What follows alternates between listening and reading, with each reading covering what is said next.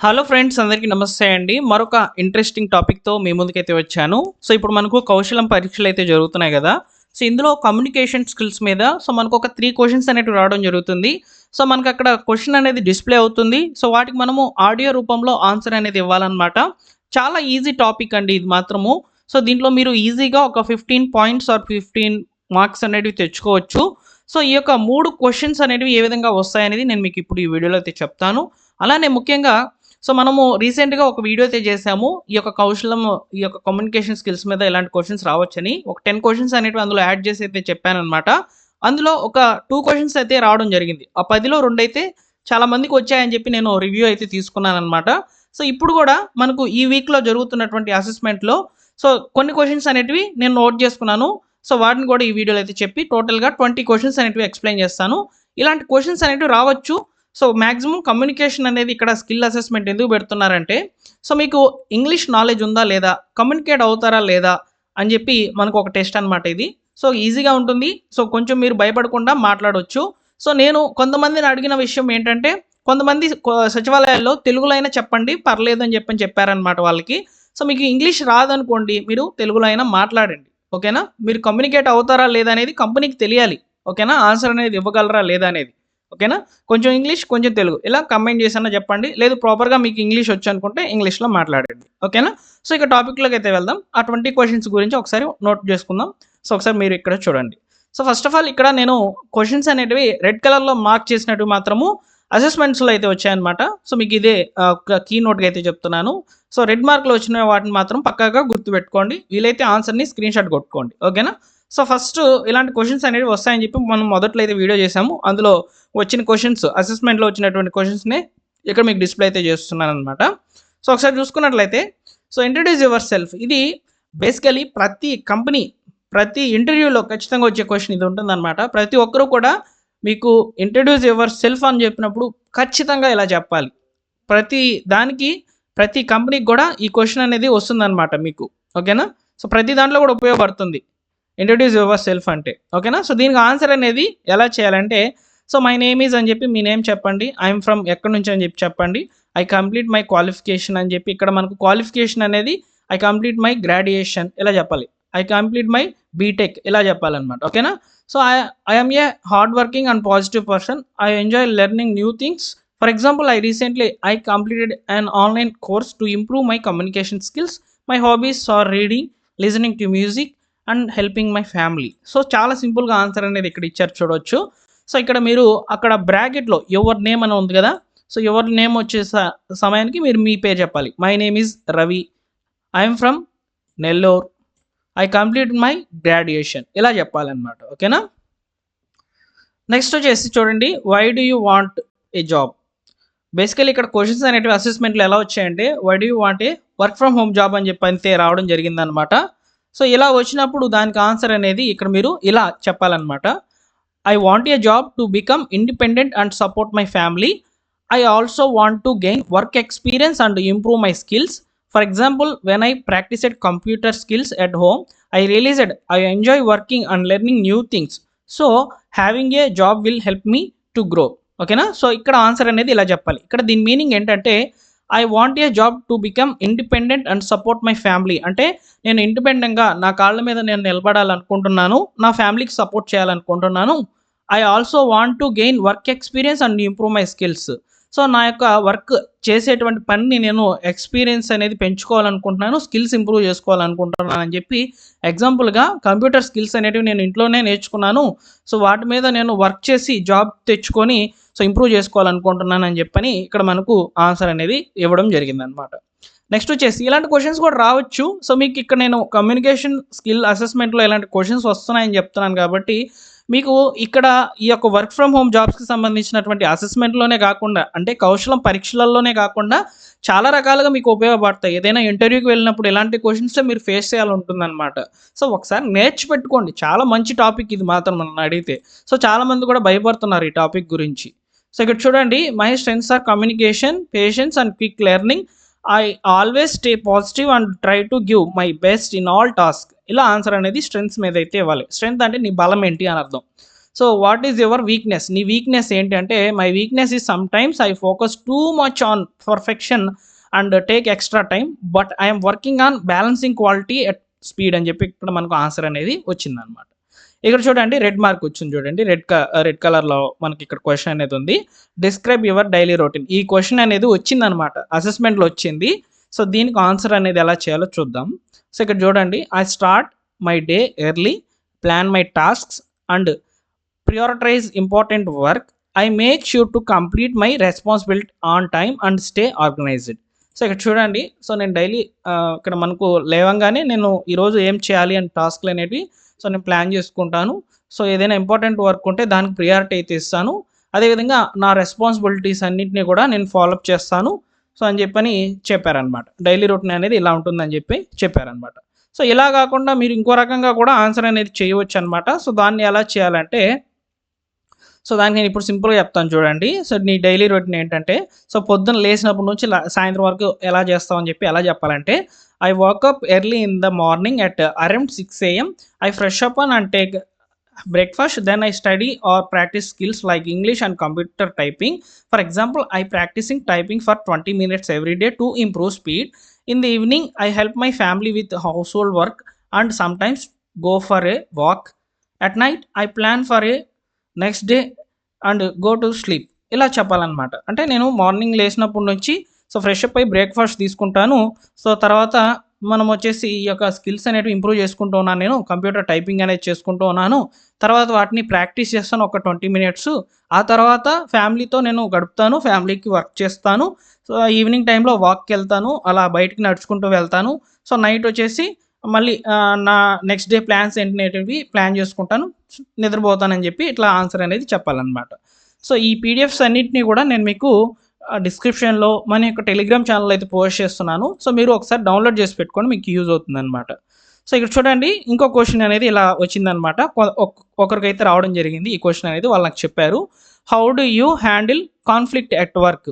So దీనికి answer అనేది ఎలా చేయాలంటే, I stay calm and listen carefully to understand the other person point of view, then I communicate politely to find a solution that works for everyone. So ఇక్కడ మనకు ఇక్కడ నీ work conflict అయిపోతుంది, దాన్ని ఎలా చేస్తావు అంటే, నీకు కొంచెం వర్క్ అనేది కొంచెం ప్రెజర్గా ఫీల్ అయ్యే విధంగా కష్టమవుతున్నప్పుడు ఏం చేస్తావు అని చెప్పని దీనికి ఆన్సర్ అనేది ఎలా ఇవ్వాలంటే, I stay calm and listen carefully to understand the others persons point of view. ఇక్కడ కాన్ఫ్లిక్ట్ అవుతున్నప్పుడు అదర్ పాయింట్ ఆఫ్ వ్యూలో అదర్ పర్సన్స్కి ఏ విధంగా అనిపిస్తుంది అని చెప్పి దాన్ని నిదానంగా ఆలోచిస్తాను, తర్వాత కమ్యూనికేట్ అయ్యి దానికి సొల్యూషన్ అనేది నేను వెతుక్కుంటానని చెప్పి చెప్తున్నారనమాట. సో నెక్స్ట్ చూడండి, explain situation where you helped someone. ఇది కూడా రావడం జరిగిందండి. సో దీన్ని నేను మార్క్ చేయడం మర్చిపోయాను. సో ఇక్కడ మనకు ఈ క్వశ్చన్ కూడా వచ్చిందనమాట, ఎవరికైనా హెల్ప్ చేశారా రీసెంట్ టైంలో అని చెప్పని ఒకరికైతే వచ్చింది, నాకు చెప్పారనమాట. So I helped A friend during exam time by explaining the topics she struggled with, she felt more confident and performed better because of the support. ఇక్కడ ఏంటంటే, నా ఫ్రెండ్ ఒకరు ఇక్కడ ఎగ్జామ్కి చాలా భయపడుతున్నారు. సో వాళ్ళకి నేను టాపిక్స్ అనేవి ఎక్స్ప్లెయిన్ చేయడం జరిగింది, తర్వాత వాళ్ళు కాన్ఫిడెంట్గా ఎగ్జామ్ అనేది సో బాగా రాశారు, నేను సపోర్ట్ చేసిన దానివల్ల అని చెప్పని ఇక్కడ మనకు ఈజీగా ఒక ఆన్సర్ అనేది ఇవ్వాలన్నమాట. నెక్స్ట్ ఇక్కడ చూడండి, how do you communicate with difficult customer. So ఇక్కడ మనకు ఒక కస్టమర్ కొంచెం మాట్లాడడం లేదా ఇబ్బందిగా పెట్టేటువంటి కస్టమర్ ఉన్నారు, అతన్ని మీరు ఎలా హ్యాండిల్ చేస్తారని చెప్పి ఇక్కడ మనకు క్వశ్చన్ అనమాట. I remain patient and speak politely even if customer is upset. I listen to their issue carefully and provide the best possible solution. So ఇక్కడ మనకు కస్టమరు మన యొక్క వర్క్ వల్ల అన్సాటిస్ఫై అయ్యి ఉన్నారనుకోండి, సో ఫస్ట్ అతనితో పొలైట్గా మాట్లాడి, సో అతను ఎందుకు ఇలా ఇబ్బందులు పడుతున్నారు మన వల్ల అని చెప్పి కనుక్కొని, సో దానికి పాసిబుల్ అయ్యేటువంటి రీజన్ అతనికి చెప్పి అతనితో నేను హ్యాండిల్ చేస్తాను అని చెప్పని మనం కమ్యూనికేట్ అవుతాం చెప్పి వాళ్ళకి ఆన్సర్ అనేది ఇవ్వాలన్నమాట. సో నెక్స్ట్ చూడండి, ఈ క్వశ్చన్ కూడా రావచ్చు అనమాట ఇప్పుడు జరుగుతున్నటువంటి అసెస్మెంట్లో. What are your future goals? నీ ఫ్యూచర్ గోల్స్ ఏంటి అని చెప్పని ఇక్కడ మన క్వశ్చన్స్ అనేటివి రావచ్చు అనమాట. So my goal is to build a stable career in a professional environment. I want to continuously improve my skills and grow with in the company. So నేను కంపెనీతో ఉండి మా స్కిల్స్ అనేవి ఇంప్రూవ్ చేసుకుంటాను, అదేవిధంగా సో ఒక స్టేబుల్ కెరీర్ అండ్ ప్రొఫెషనల్ ఎన్విరాన్మెంట్ని build చేసుకోవాలి నేను అని చెప్పని ఇక్కడ మనకు ఆన్సర్ అనేది రావడం జరిగిందనమాట. నెక్స్ట్ వచ్చేసి చూడండి, మనకు కొన్ని క్వశ్చన్స్ ఉన్నాయి చూడండి ఇక్కడ మనకు. How do you handle criticism? So ఇక్కడ క్రిటిసిజంని మీరు ఎలా హ్యాండిల్ చేస్తారు అని చెప్పని ఇక్కడ మనకు క్వశ్చన్ అనమాట. సో ఇలాంటి క్వశ్చన్స్ రాకపోవచ్చు, కాకపోతే ఒకవేళ వస్తే ఎలా ఆన్సర్ చేయాలనేది చూద్దాం అనమాట. I take criticism as way to improve my self. Instead of feeling bad I try to understand the feedback and make positive changes. So మీరు చాలా క్రిటిసిజం ఫేస్ చేస్తున్నారనుకోండి, అలాంటప్పుడు ఇలాంటి ఆన్సర్ అనేది ఇవ్వాలన్నమాట. నెక్స్ట్ ఇక్కడ చూడండి, ఇది చాలా ఇంపార్టెంట్, ఈ క్వశ్చన్ రావచ్చు, వచ్చింది కూడా. Why is team work important? So ఇక్కడ మనకు ఒక కంపెనీ కోరుకునేది టీం వర్క్ ఎందుకు అని చెప్పని అడగవచ్చు అనమాట. So team work helps complete the task faster because different people bring different strengths. It is also improves learning and makes the works environment better. So team work అనేది ఎందుకు ఉండాలంటే, టీంలో కొంతమంది పీపుల్స్ ఉంటారు. సో వాళ్ళకి డిఫరెంట్ స్ట్రెంగ్త్లు ఉంటాయి, వాళ్ళకి different ideas ఉంటాయి. ఇప్పుడు మీరు ఎగ్జాంపుల్గా ఒక కంపెనీ ప్రాజెక్ట్ తీసుకున్నారు, ఆ ప్రాజెక్ట్ అనేది సక్సెస్ఫుల్గా నడచాలంటే సో అక్కడ టీంలో ఉన్నటువంటి ప్రతి ఒక్కరికి కూడా స్ట్రెంగ్త్లు ఉంటాయి. సో ఆ స్ట్రెంగ్త్ని మేనేజ్ చేసుకొని టీమ్ లీడ్ అనే వాళ్ళు ఎవరైతే ఉంటారో వర్క్ని స్పీడ్గా ఒక మంచి ఎన్విరాన్మెంట్లో సో వర్క్ చేసుకునే విధంగా, ఆ ప్రాజెక్ట్ని సక్సెస్ చేసుకునే విధంగా కొనసాగిస్తారు. అందువల్ల టీం వర్క్ అనేది కంపెనీలో చాలా అవసరం. మీరు వినే ఉంటారు కంపెనీలో టీమ్స్, టీఎల్ ఇలా వినుంటారనమాట. సో ఒకసారి ఇలాంటి క్వశ్చన్స్ వచ్చినప్పుడు ఇలాంటి ఆన్సర్లు అనేవి ఇవ్వాలన్నమాట. So how do you manage time? మీరు సమయాన్ని ఎలా మేనేజ్ చేసుకుంటారు? ఓకేనా. సో దీనికి ఆన్సర్ వచ్చేసి I divide my task based on priority and set small dead lines for my self. This help me stay focused and finish work without stress అనమాట. అంటే ఇక్కడ దీని మీనింగ్ ఏంటంటే, నా వర్క్లు నేను డివైడ్ చేసుకుంటాను, ఎక్కువ ప్రియారిటీ ఉన్నటువంటి వర్క్స్కి అయితే టైం కేటాయిస్తాను, వాటికి ఒక డెడ్ లైన్స్ అనేటివి క్రియేట్ చేసుకుంటాను, అదేవిధంగా సో ఫోకస్డ్గా వర్క్ ఫినిష్ చేసుకుంటాను, స్ట్రెస్ తక్కువ తీసుకునే విధంగా నేను ప్లాన్ చేసుకుంటాను టైంని అని చెప్పి మనకి ఇక్కడ ఆన్సర్ అనేది రావడం జరిగిందనమాట. నెక్స్ట్ చూడండి, what would you do if you don't understand a task? ఇప్పుడు మీకు కంపెనీ ఒక టాస్క్ ఇచ్చింది, ఆ టాస్క్ మీరు అర్థం చేసుకోలేకపోతున్నారు, సో దానికి మీరు ఎలా ఆన్సర్ చేస్తారని చెప్పి మనకి ఇక్కడ క్వశ్చన్ అనమాట. సో దీనికి వచ్చేసి I will ask for clarification without hesitation because it avoids mistakes. I believe it is a better to confirm the task once then do it incorrectly. So దీనికి ఆన్సర్ అనేది ఏంటంటే, వన్స్ నేను నా యొక్క task నేను understand చేసుకోలేకపోతే నాకు ఎలాంటి మొహమాటం లేకుండా నేను ఆ వర్క్కి సంబంధించినటువంటి డీటెయిల్స్ క్లారిఫికేషన్ అనేది చేసుకుంటాను. ఇది నాకు ముందు రోజుల్లో ఆ యొక్క మిస్టేక్స్ అనేటివి, ఓకేనా, మిస్టేక్స్ అనేటివి చేయకుండా ఉంటుంది. అదేవిధంగా నా యొక్క వర్క్ అనేది కంప్లీట్ చేసుకునేదానికి త్వరగా ఉపయోగపడుతుంది, నేను కరెక్ట్గా చేసుకునేటట్లు ఉపయోగపడుతుందని చెప్పని ఆన్సర్ అనేది ఇవ్వాలన్నమాట. ఓకేనా. సో ఇక్కడ చూడండి, how do you stay motivated? ఈ క్వశ్చన్కి వచ్చేసి సో మీరు మోటివేట్ అయ్యేదానికి ఏం చేస్తారు అని చెప్పని ఇక్కడ మన క్వశ్చన్. దీనికి వచ్చేసి answer I stay motivated by setting small goals and experiencing my progress. I also keep reminding my self of my future goals and career plans అని చెప్పి ఇక్కడ మనకు ఆన్సర్ అనేది ఇవ్వాలన్నమాట. సో నెక్స్ట్ చూడండి, సో ఇక్కడ చూడండి, ఈ క్వశ్చన్ చాలా ఇంపార్టెంట్ అనమాట. How do you handle work place pressure? So ఇక్కడ కంపెనీలో వర్క్ ప్రెజర్ అనేది ఉంటుంది అని చెప్పి వింటూనే ఉంటాం మనము. ఆ వర్క్ ప్రెజర్ని మీరు ఎలా హ్యాండిల్ చేస్తారని చెప్పి మనకి ఇక్కడ ఇలాంటి క్వశ్చన్స్ కూడా వచ్చే ఛాన్సెస్ అయితే ఉన్నాయన్నమాట. సో దీనికి ఏం చేయాలంటే ఆన్సర్ అనేది I stay calm and focus on one task at the time instead of worrying. Planning my work helps to me finish task without feeling stressed. So ఇలా మీరు ఆన్సర్ అనేది చేయాలని చెప్పి ఇక్కడ మనకు రావడం జరిగిందనమాట. సో ఇక్కడ చూడండి, 21st అని చెప్పి నేను ఒక క్వశ్చన్ కూడా యాడ్ చేశాను, ఇది మనకు వచ్చిందనమాట. సో లంచ్ తర్వాత మీరు ఏం చేస్తారు, సో లంచ్ బ్రేక్ టైంలో మీరు ఏం చేస్తారని చెప్పి రావడం జరుగుతుందనమాట. ఇలాంటి క్వశ్చన్స్ అనేటివి ఇక్కడ మనకు క్వశ్చన్స్ అనేటివి అన్నీ కూడా కమ్యూనికేషన్ అనేది టోటల్లీ కంపెనీ ఎన్విరాన్మెంట్ రిలేటెడ్గా రావడం జరుగుతుంది, అలానే మీ ఎన్విరాన్మెంట్ రిలేటెడ్గా రావడం జరుగుతుంది అనమాట. ఇది మీరు గుర్తుపెట్టుకోవాలి. సో ఇది నేను స్టార్టింగ్లోనే చెప్పి ఉండాలన్నమాట ఈ పాయింట్ అనేది. అంటే ఒక కంపెనీలో ఉన్నటువంటి ఎన్విరాన్మెంట్ బేస్ చేసుకుని క్వశ్చన్స్ అనేవి వస్తాయన్నమాట. ఇంకొకటి మన ఎన్విరాన్మెంట్ రిలేటెడ్గా క్వశ్చన్స్, ఎగ్జాంపుల్కి మీ సెల్ఫ్ గురించి చెప్పడం, మీ హాబీస్ గురించి చెప్పడం, లేదా మీ ప్రవర్తన ఏ విధంగా ఉంటుంది అనేది చెప్పడం, ఇలాంటి క్వశ్చన్స్ మీదే మనకు ఈ యొక్క కమ్యూనికేషన్ స్కిల్ అసెస్మెంట్ అనేది రావచ్చు. అయితే ఇక్కడ మనకు లంచ్ బ్రేక్ తర్వాత మీరు ఏం చేస్తారు అనే దాని మీద ఇక్కడ మనకు ఆన్సర్ చూడండి. After lunch I usually take few minutes to refresh my self and get ready for the remaining task. Then I focus on completing my work with full concentration and energy. ఓకేనా.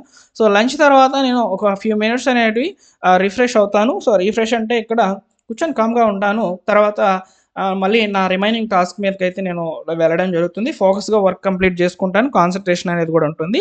Lunch break టైంలో నేను ఇలా చేస్తానని చెప్పని ఇక్కడ మనకు answer అనేది రావడం జరిగిందనమాట. సో ఇలా కమ్యూనికేషన్ స్కిల్స్ అనేటివి చాలా ఈజీ అయినప్పటికీ వే ఆఫ్ టాకింగ్ అనేది చాలామంది కూడా నేర్చుకోలేకపోతున్నారు. వన్స్ మీరు కమ్యూనికేషన్ అసెస్మెంట్ అనేది రీచ్ అయినప్పుడు ఎగ్జామ్ రాసేటప్పుడు సో మీరు ఏం చేయాలంటే ఫస్ట్ ఆఫ్ ఆల్ మీరు ఆన్సర్ అనేది క్వశ్చన్ అనేది అక్కడ డిస్ప్లే అవుతుంది కదా, ఆ క్వశ్చన్ని మీరు సింపుల్గా రాసుకోండి. సో రాసుకొని దీనికి ఆన్సర్ అనేది మీరు ఇంగ్లీష్లో కన్వర్ట్ చేయగలరు అనుకుంటే దాన్ని తెలుగులో రాసుకొని దాన్ని ఇంగ్లీష్లోకి కన్వర్ట్ చేసుకొని మాట్లాడండి. ఫస్ట్ మాట్లాడండి. సో మాట్లాడితేనే మనకు ఉపయోగపడుతుంది. మాట్లాడకుండా నాకు ఇంగ్లీష్ రాదు, నేను ఇలానే ఉంటాను అనుకుంటే మీరు ఏ పని కూడా చేయలేరు. ఓకేనా. తప్పైనా కరెక్ట్ అయినా ఇదే మంచి టైము. సో మీరు నేర్చుకోండి. సో ఇలా కమ్యూనికేట్ అవుతూ ఉండండి. యొక్క మిస్టేక్స్ని మీరు కనుక్కోండి. సో దాన్ని మార్చుకునే దానికి ట్రై చేయాలి. ఓకేనా. సో భయపడుతూ ఉంటే ఏం కాదు, అలానే ఉండిపోతాం మనం. ఓకేనా. సో ఇదేనండి ఫైనల్గా ఇన్ఫర్మేషన్. నా యొక్క ఎక్స్ప్లెనేషన్ నచ్చినట్లయితే లైక్ చేయండి. సో కమ్యూనికేషన్ స్కిల్స్ మీద అయితే ఇదే ఫైనల్ వీడియో అనమాట. సో ఇలాంటి క్వశ్చన్స్ వస్తున్నాయని చెప్పి ఇప్పటికే నేను ఇది సెకండ్ టైం అనమాట వీడియో చేయడము. సో నెక్స్ట్ ఈ యొక్క స్కిల్ అసెస్మెంట్ మీద అయితే క్వశ్చన్స్ అనేటివి టాపిక్స్ అనేటివి చెప్తాను. Thank you for watching.